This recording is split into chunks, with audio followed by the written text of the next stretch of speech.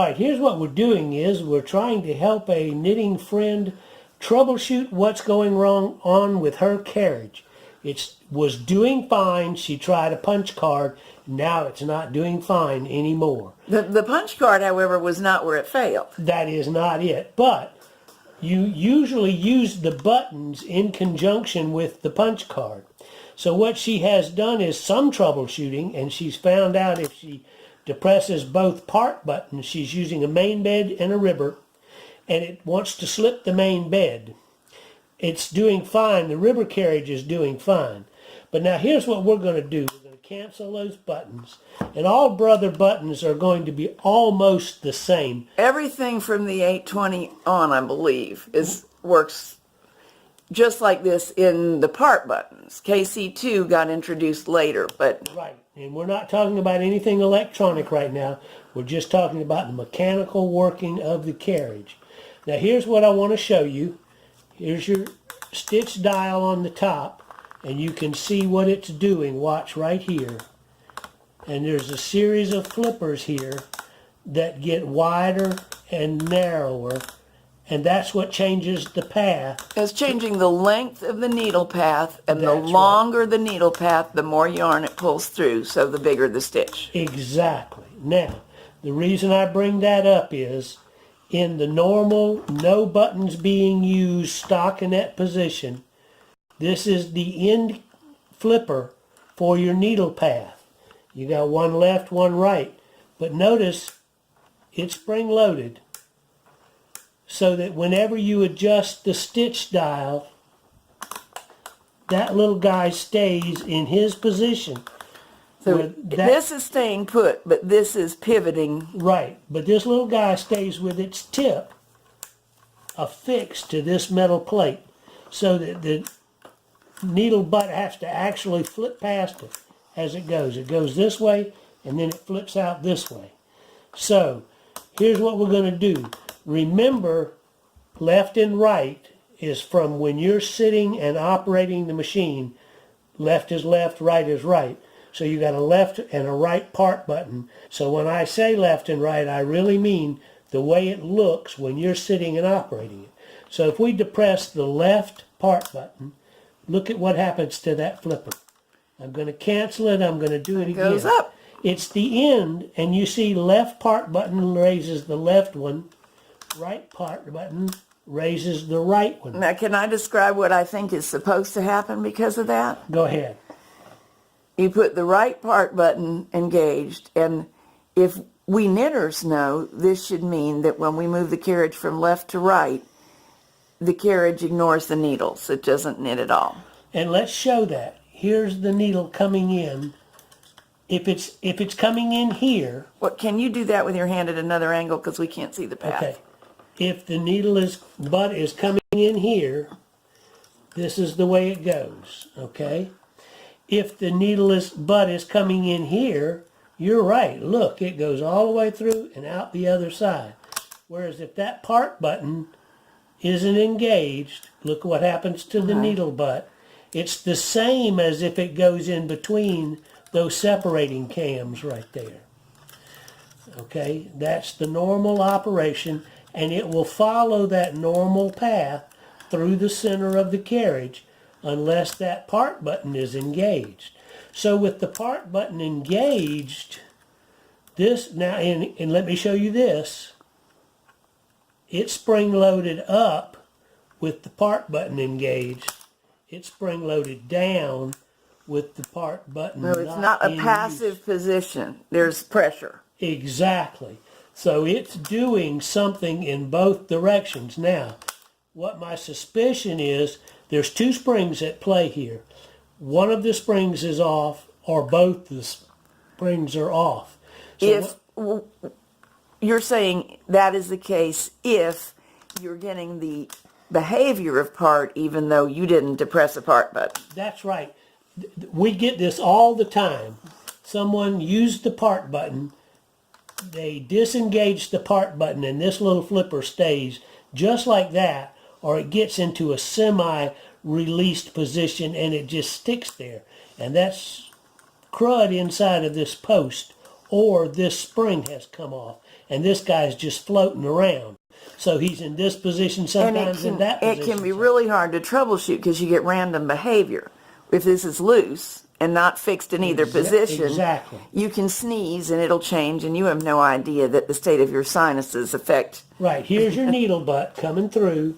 Normal knitting goes through the center, and look what it has to do. It exits underneath there. So if this guy is not spring-loaded, it exits, and what happens? It sits there. The next time the needle comes from the other direction, it thinks the part button has been depressed. See, same thing over here. Yeah. If that spring's not on, when you go out, that guy just sits there. And to review, the spring can be damaged, the spring can be missing and just detached. Right. Or the whole thing can be sluggish because under that post, old oil and possibly fiber Yes. has built up. Now what we'll do is pause here. I'll go ahead and slip the cover off and we'll show you those springs. All right, here's my right part button. Notice the flipper here, the arm. It's moving. Mm-hmm. Right, and you see this spring tension it's put on. This spring. We can't really see that spring. Can you hold it another way? Yeah. There's the spring in the post. Here, let me cancel it. And these are normally spring held in this position. There's one on the left and one on the right, and that spring holds these arms in their right position. Now when I depress this, it stretches that spring, but it also stretches this spring right here. And I'm going to go underneath and show you that that's what that spring is attached to, is the post. And I'm going to stick this right through that hole, and you'll see where it's coming up. Mm-hmm. This post is the post for that end flipper. I'm going to twist this a little. Okay. Am I pointing to the correct spring? Yes, that's the spring, and it's attached. We haven't had a wonderful look at it yet, so that... There's, my indicator is touching the top of the post that one end of that spring is hooked to. Okay, I'm going to point from this direction because that was a little dark. Right. That right? That's the post. That's the spring with the part button disengaged. Now see, here's the thing, is that spring now is pushing the other way. But there's also these. These are only for the arm. But you see, this spring is pushing. And I'll show you from underneath. See, that spring is pushing that flipper against its That's stop. the one you suspect of being dislodged or having some kind of problem. Right.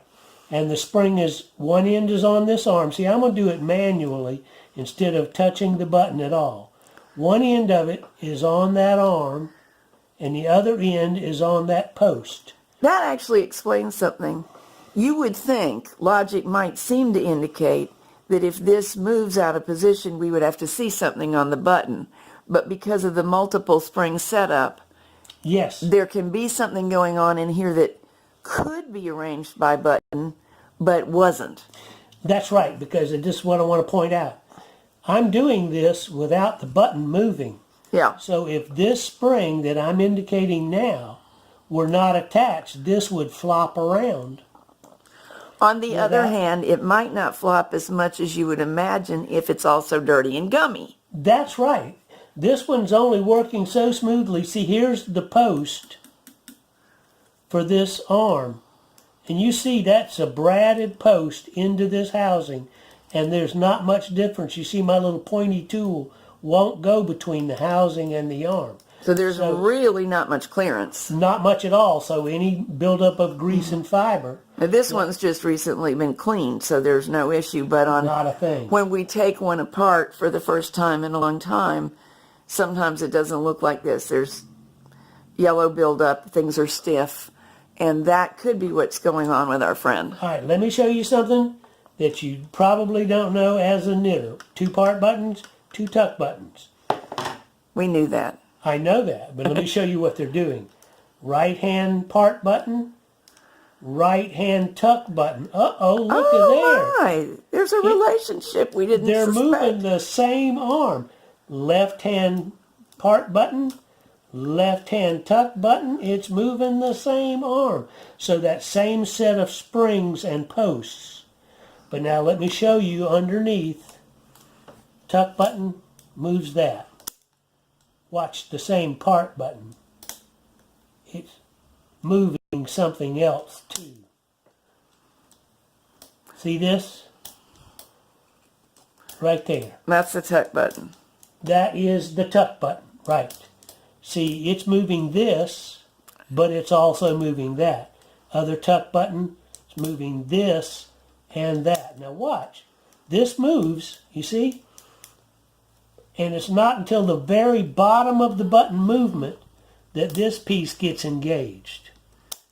So again, you can have this movement working with your tuck button, but that last little bit not properly So this is engaged. not what's going on with our friend, but if tuck is failing, you might look for that. That's right. But I wanted to show you the relationship of this end of the needle path flipper That is interesting. is worked by the same, by either button on either side. So if you push both of these, you've actually moved both of your arms, you've lifted both of your flipper ends. And here's another thing too. See that flipper end goes across that, and there's some space in there. I see it right there. Yeah, right. Oh yeah, I can get my whole fingernail under there with room to spare. Unless it were bent from dropping Then I or couldn't. from shipping. And the thing is, a lot of friends buy these machines secondhand. They buy them on eBay. They buy them from friends, and then they're shipped. And then they're shipped, and that is hard on them. And that's tough. Okay, let's hope this helps. Yes.